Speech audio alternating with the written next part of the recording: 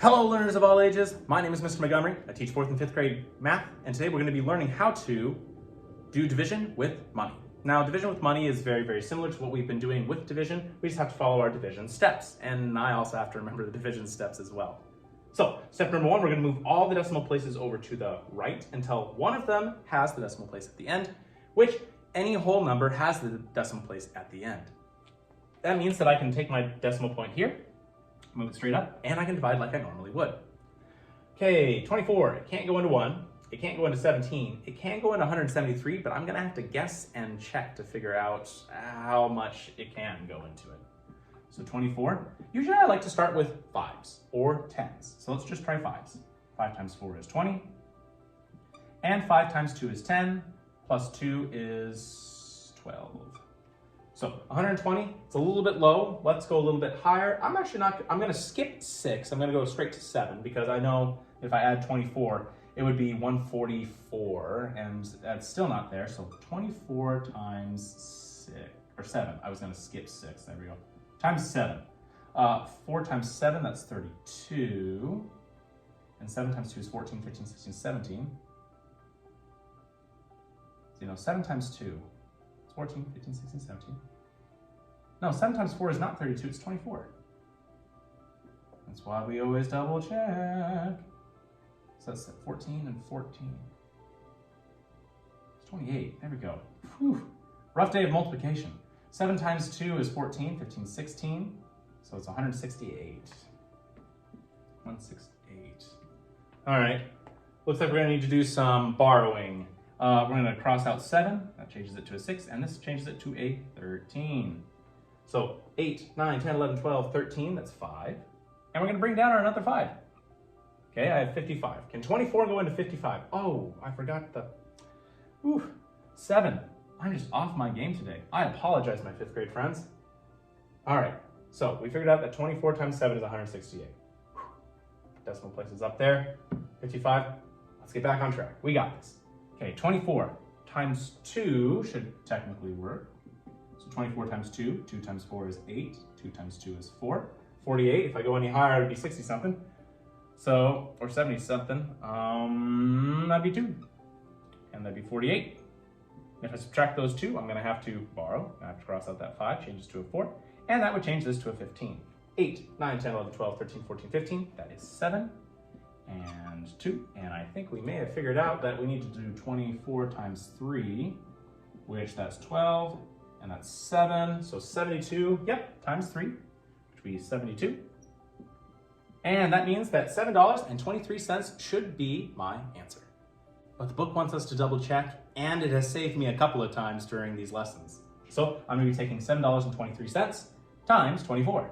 First step, I need to move my decimal place over to the end. And I moved it over 2 times, which means I'm gonna have to move over to the left 2 times when I'm done.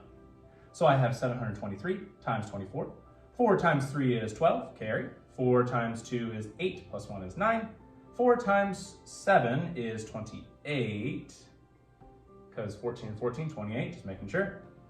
And I have a cross out because it has nothing left to give. Cross out any numbers I carried and bring down my 0. 2 times 3 is 6. 2 times 2 is 4, and 2 times 7 is 14. I'm gonna add all these together. 2, 9, that'd be 15. That would be 8, 9, 10, 11, 12, 13. And 4, 5, 6, 7. And 1. And we're gonna move our decimal place over 2 spaces. 1, 2, put it there. And I should have a starting number of $173.52. which is exactly the number that I started with at the beginning, which means that $7.23 is my correct answer. Now, one example of a problem that you're gonna have on your homework is the directions are gonna say divide, then round to the nearest cent, which means that we're gonna have some sort of a long extended number, and we're gonna have to round either up or keep the cent mark the same. But whenever we work with dollars and cents, we have our dollar, and we can have multiple dollars, so we could have multiple dollars, but after the decimal place, cents only go to the 100th place. So 2 places after the decimal place. So let's take our example here. $13.09 divided by 4. Well, 4 can go into, can't go into 1, but 4 can go into 13. How many times? 3 times. So So 4 times 3 is 12.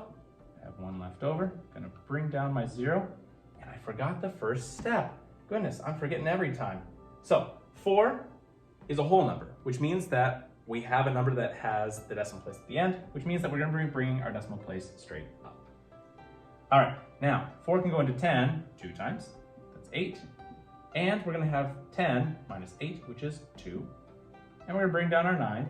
And 4 can go into 29. Well, 4 times 7 is 28. So I'm gonna go 7, 28. We have 1 left over.